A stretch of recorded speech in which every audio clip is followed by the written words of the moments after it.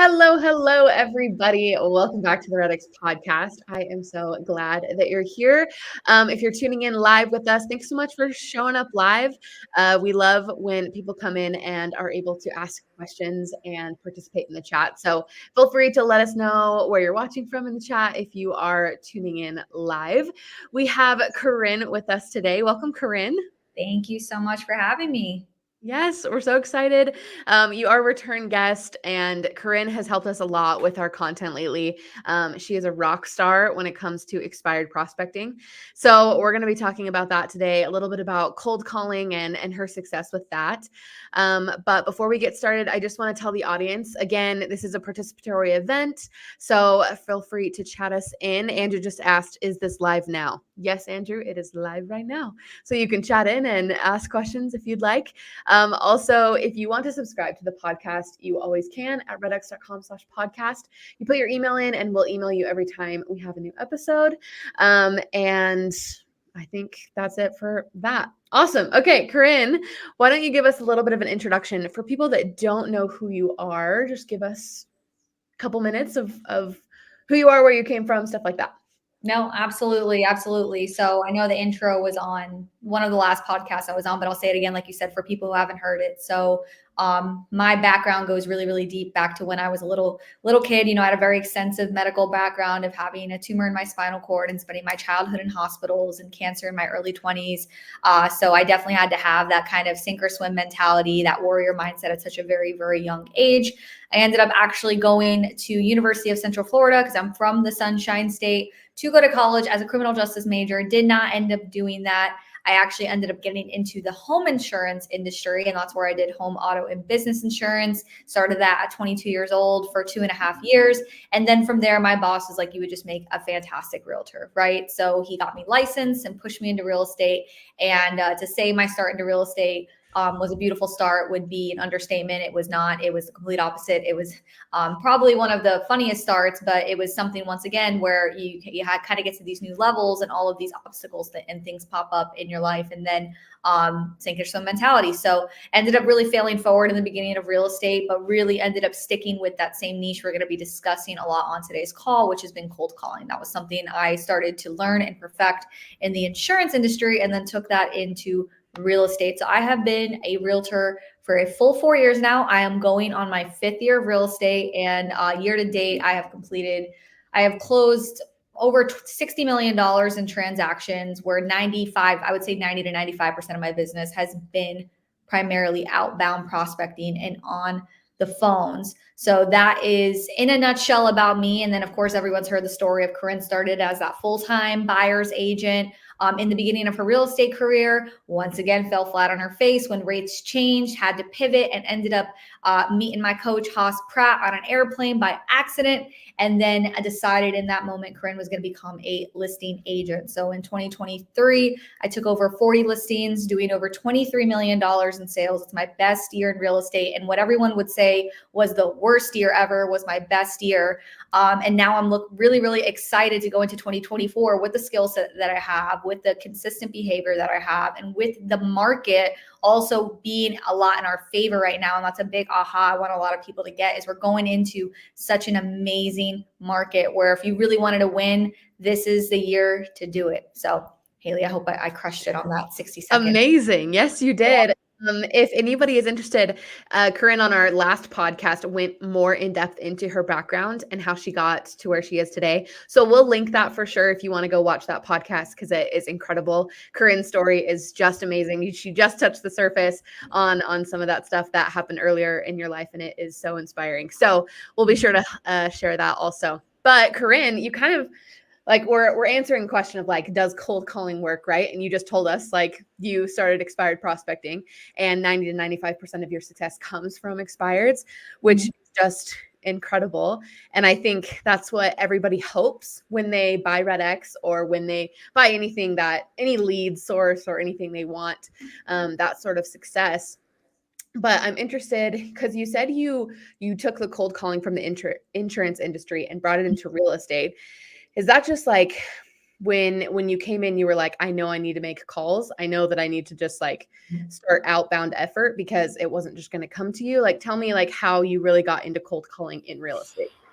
I didn't have a sphere. I kind of honestly didn't have a choice, right? So I didn't walk into real estate just having just things handed. It was like, you're either going to make calls, make friends, make deals happen, or you're not going to make anything happen. So when I was in insurance, it was that same perspective, except I was on the other end of the industry. So at that time, I wasn't given leads.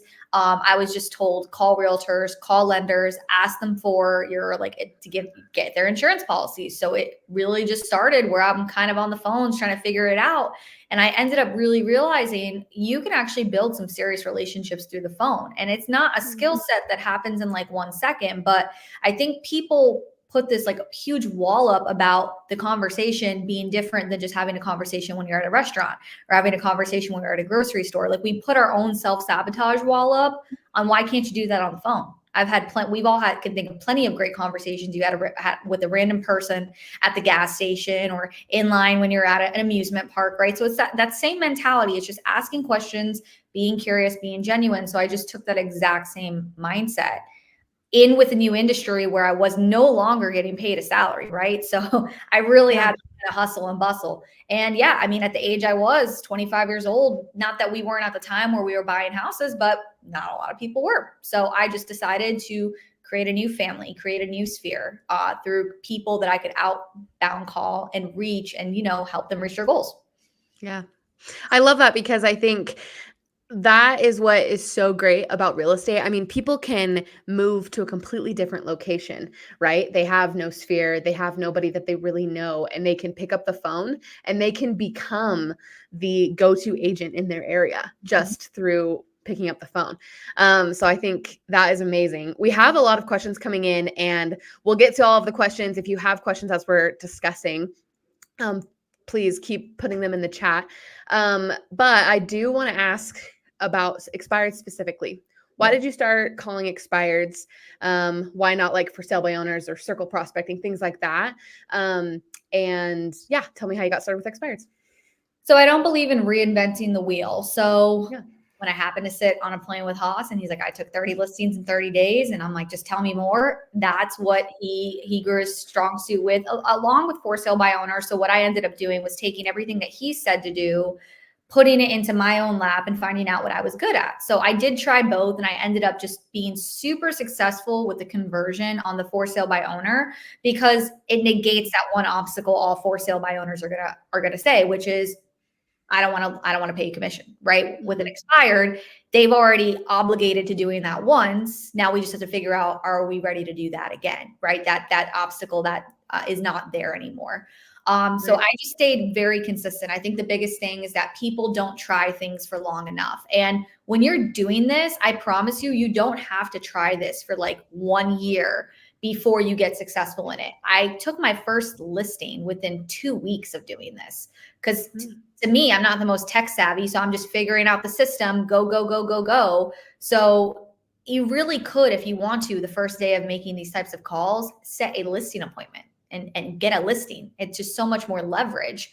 And that was the aha I had when I first got my first listing appointment. I was like, wow, the time frame it took for me to get on the phone, get in front of a consumer, get an agreement signed, which also, by the way, when I was working with buyers, I kind of shot myself in a foot not wanting to ask for that kind of agreement, right? I was scared to get rejected on getting a buyer broker agreement signed. So just being transparent, I didn't do that. But on the listing side, we have to have that. So it feels more of a protection on our end for our time to set an appointment to get a listing. And now I control the whole transaction. It was just such a, wow, this is exactly where I want to be. This is what I've worked for. And this is the side to be on to scale.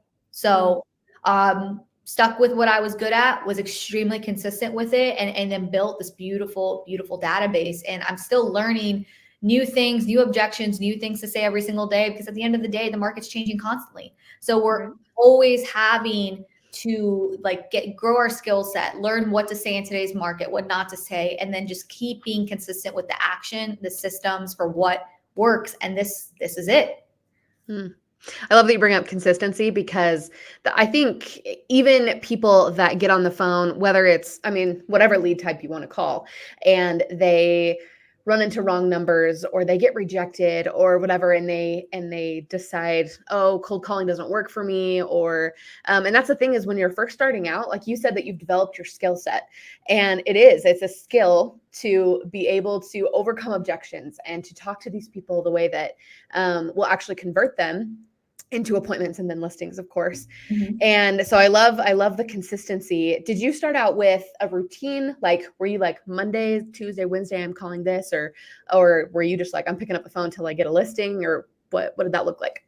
A little bit of both. So definitely the goal is to set a listing appointment a day. Like that's my Right. mentality is I want to like be talking to at least 10 consumers a day, but setting one solid qualified appointment that could convert into my next listing. And 9 to noon every day is my schedule. So people probably think, oh, if you took 40 plus listings, you must be working 8 hours a day, 3 hours of prospecting. It's really like the simplest routine to stick to where you don't burn out, but it's consistent and it's productive and it gets results. So that's what I've stuck to every single day. And now that I'm busier, to be honest, my prospecting time was 5-6 days a week.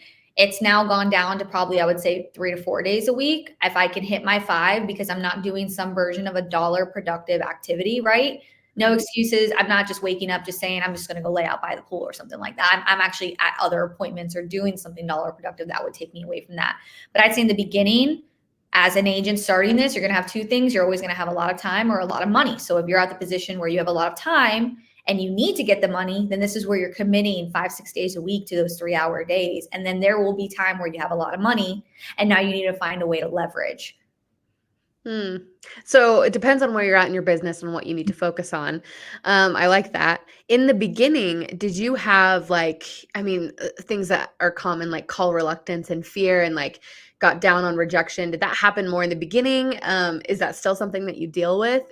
And how did you overcome that? Of course, it was something I dealt with in the beginning. You know, no one wakes up and likes feeling rejected. But what I tell myself after the rejection that I think is different than what other people tell themselves. They go down on their own self-worth, which to me, rejection is not going to stop me from speaking to the consumer that I'm meant to help. Like if you allow rejection to stop you, you're stopping yourself from a family that actually really needs you. And when you switch that mindset, you no longer look at it as rejection. You just look at it as I was not meant to help that person.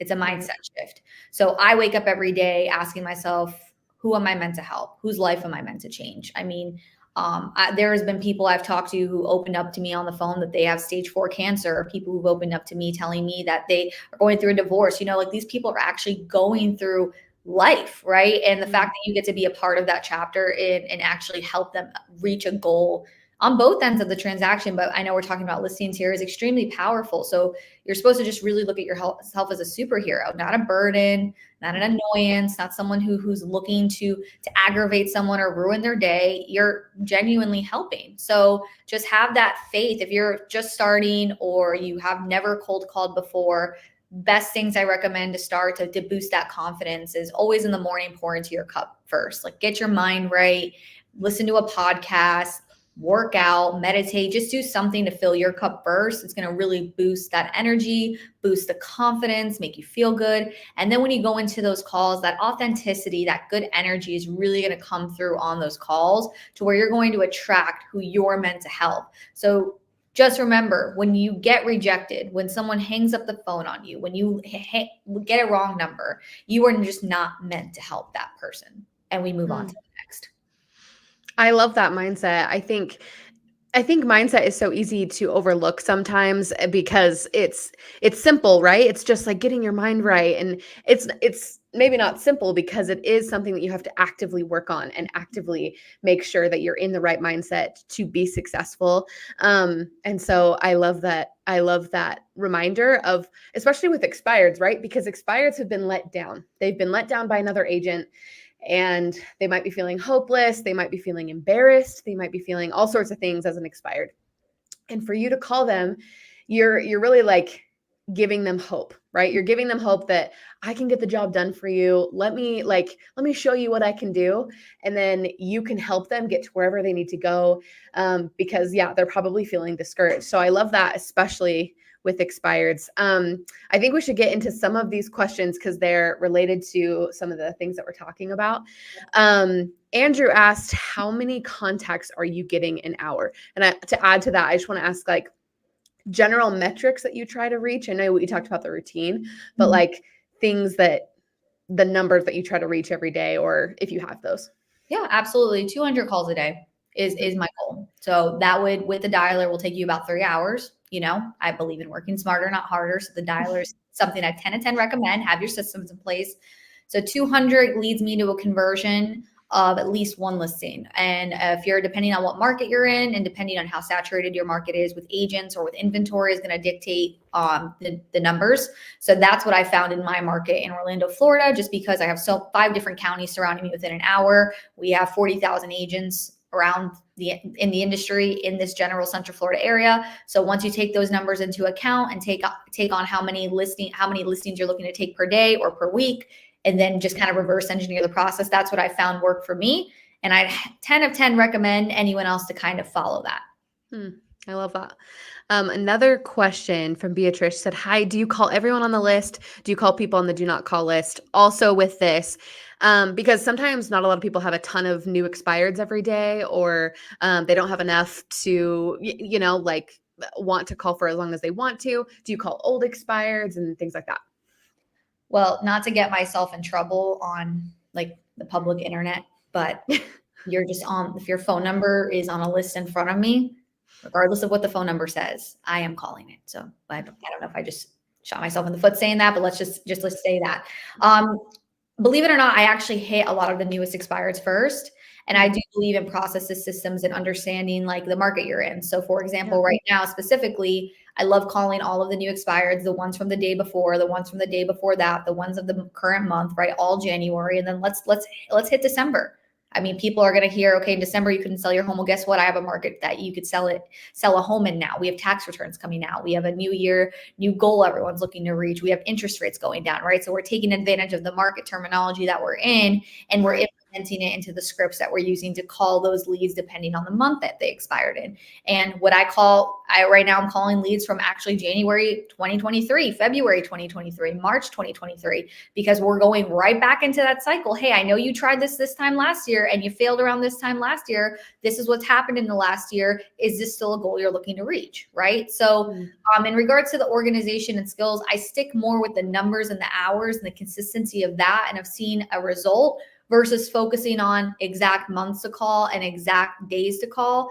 I'm just sticking to the numbers, so on and so forth, because statistically, most agents stop contacting that contact after the 3rd call. Right. So of course, everyone's hitting the brand new ones, which I say try. Don't be afraid to try it, because that agent might get it before you can. So give it a try, see if you get connected with them, but definitely make sure you're hitting them from at least a month before and know what market you're in, right? So for example, let's take a month like October, and October was kind of a slower time of year. So what you can do is go back into the spring market of expireds and say, hey, spring's coming around the corner.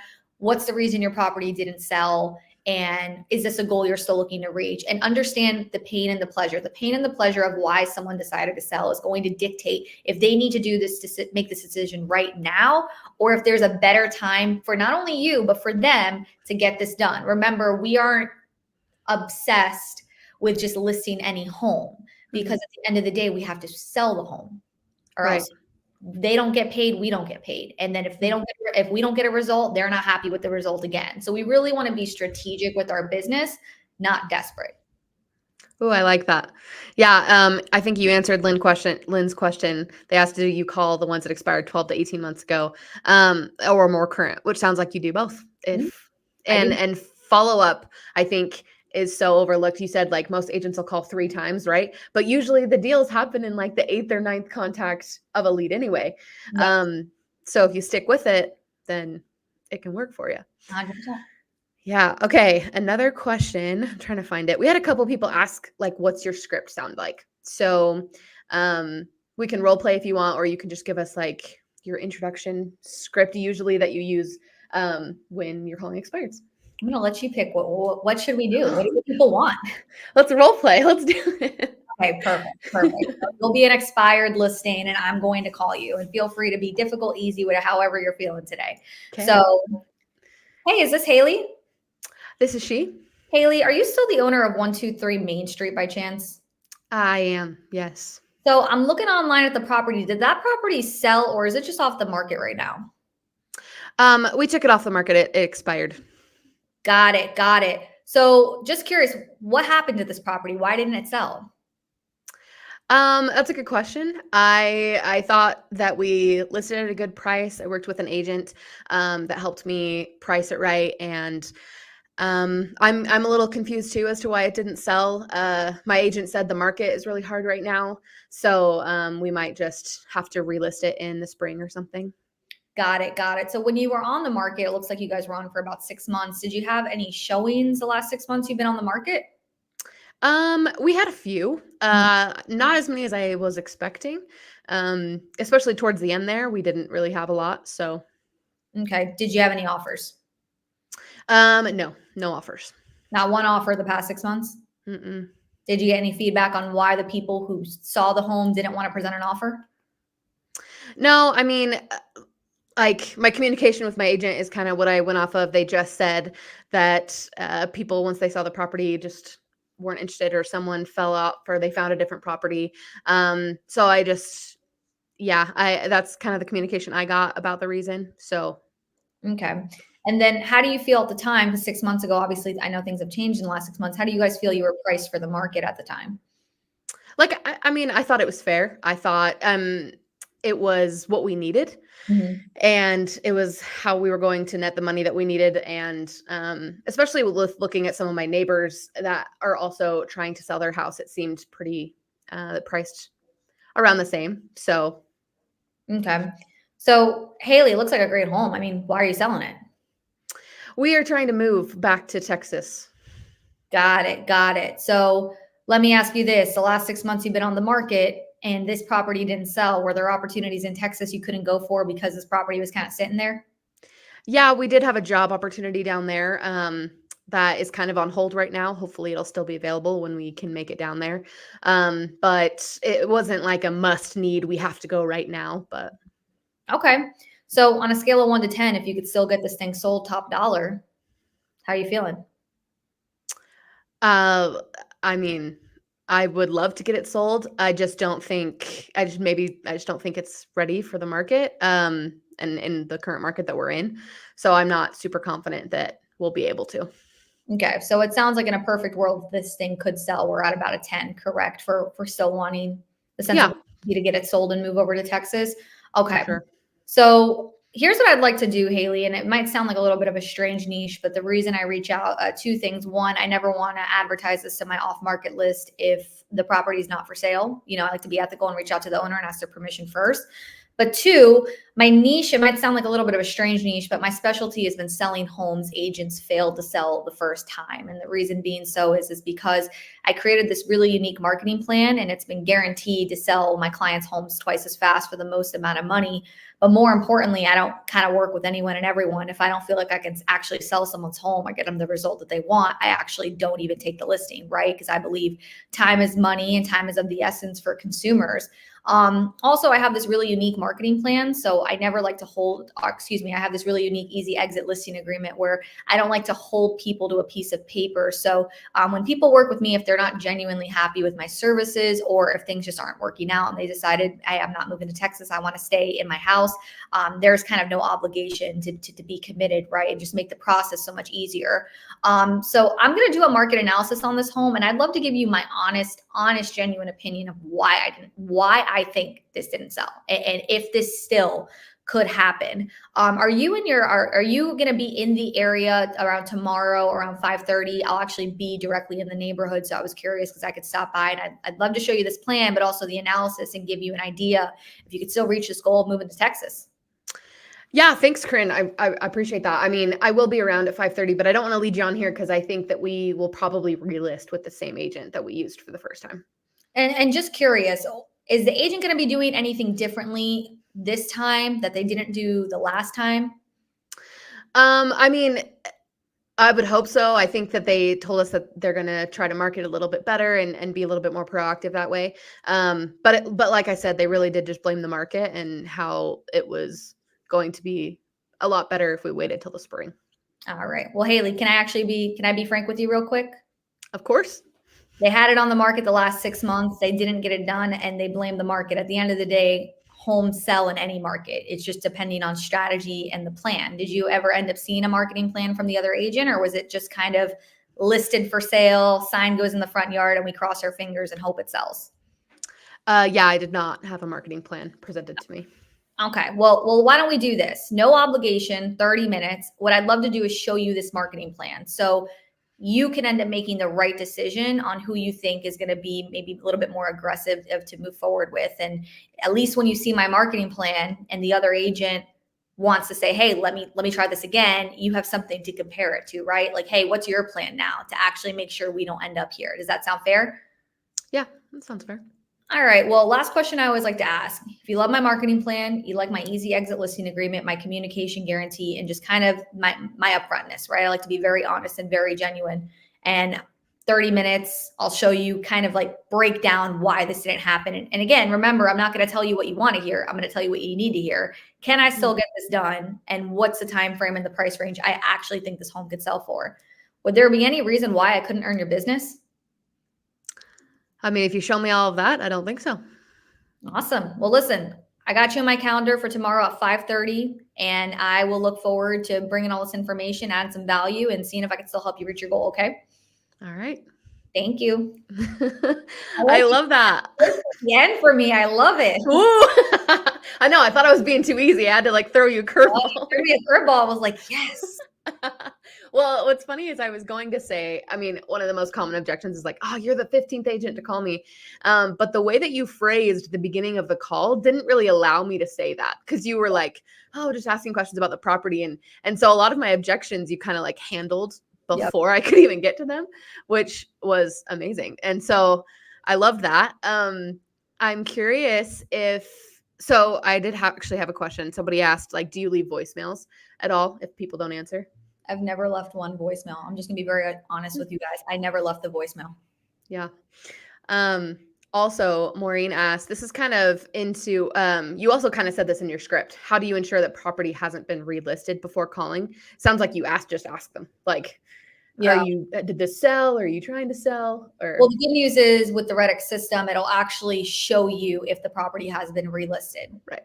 So that I love, because if that wasn't an option, you might run into that a lot, but it's the little explanation point, right? If it is, if it is listed. So if that's there, usually, again, we're looking for motivated people who are in this, I'm in pain, I need to get it done, I need to get a result, I want to go with you. I don't like to steal sellers from other listing agents. They genuinely tell me on the phone, I was so happy with them, they're a friend, or I love them, I want to still work with them. I'll actually encourage, hey, stay with your agent. And, I do believe the good karma comes back from that. And to answer that one question about what do you do if someone says you're the 100th person that called me, I actually completely avoid the fact that they said that and ask them, why didn't your home sell? You're the 50th. Why didn't your home sell? You're the 60th. Okay. Why didn't your home sell? That doesn't actually matter. Right. It doesn't matter. Like, and honestly, I find it impressive. I'm like, how have you answered the phone 60 times? Because I would have stopped at like call like 5, answering the phone. I would have shut my phone off. Like, why is your phone still on? I know. You're answering the call, so thanks. Let's talk. I love it. So we are almost out of time here. I just had a couple more questions from the audience here I want to ask. So a bunch of people are asking if they can get a copy of your marketing plan, or if you could just like share what's in it or something like that.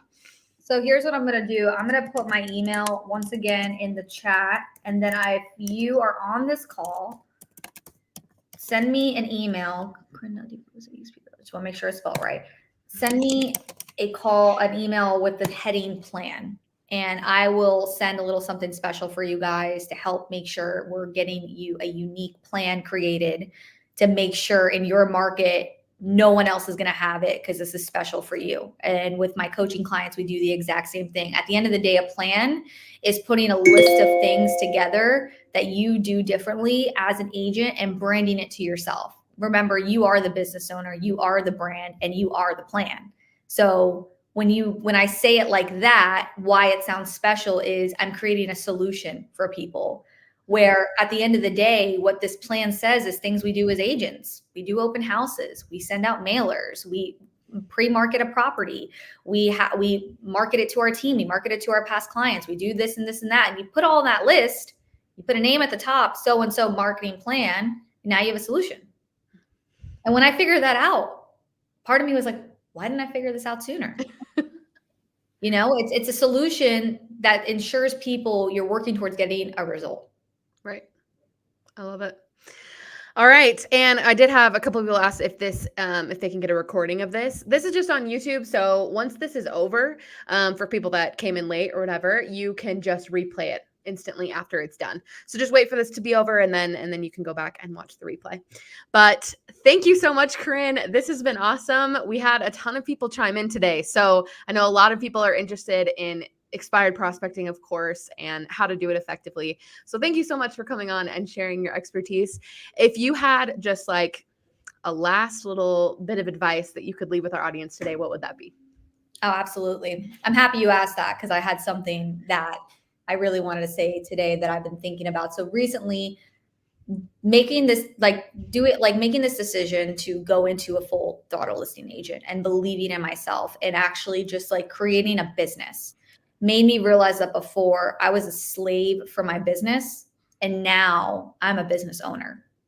So why I want people to hear that mindset shift, that change, is because if you feel like I'm a slave to my business, I'm picking up the phone on the weekends always, I'm working till 11 o'clock at night, I'm feeling a little desperate, I'm feeling all over the place, I'm feeling squirrely, I don't know what I'm doing, I have no hope. At the end of the day, this is a business. And if you really want to be successful, it's not about working 24/7. It's about working smarter, not harder, having systems, having strategies, and having a consistent schedule. And yes, the mindset goes into that. So if anyone is in this position right now where they're like, Corinne, I feel like I'm sinking and I'm looking to swim, make the decision to get on REDX, to start calling, to be okay with failing forward and become a business owner and no longer a slave to your business. I love that. Amen. That was amazing. What a wonderful way to end the podcast today for everyone that tuned in. Again, thank you so much, Corinne. Of course, we'll have you back on to talk more about prospecting and your success that you're having. But thanks again for coming. And thanks for everyone that tuned in live to chat in. Sorry if we didn't get to everybody's questions, but thank you so much. And we are here every Thursday at 1:30 Mountain Time. So we will see everybody same time, same place next week. Bye-bye.